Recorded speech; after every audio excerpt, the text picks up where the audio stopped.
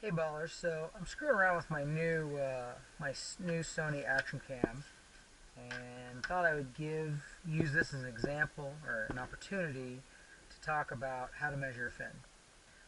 So I've got my slot caliper here. See the slot.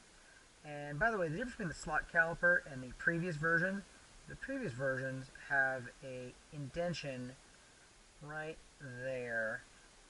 And I think that's kind of a machinist standard for some reason. There's a gap there, and that does screw some things up on measuring, well, measuring with jaws, which I don't do anyway. So regardless. So I'm going to switch this to inches because we are in the good old US of A here, and I'm going to zero this out. And I'm going to do a very basic depth setting. And you'll see that I'm going to kind of search around here a little bit. And I'm going to call that 250. And there's my depth setting, and that's pretty straightforward. I think everybody's probably pretty comfortable with that. Now I'm going to come down here, I'm going to do my length setting, and this one tends to be a little bit more confusing. But as you can see, I've got the tips on the very leading edge and the very trailing edge. And if you can see that number, that is 6837. And so that gets us our length.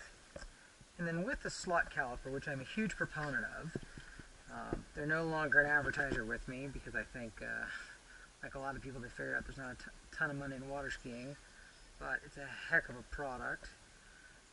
Come in here and you take the entire slot into the fin and slide this back piece, the back part of the jaw against it, and zero it. And so what I'm really doing at this point is measuring the distance between the inside of the slot to the back jaw of the caliper, and you'll see that that current number is 776.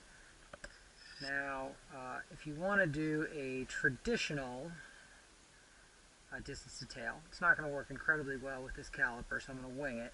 It's not going to be exactly right.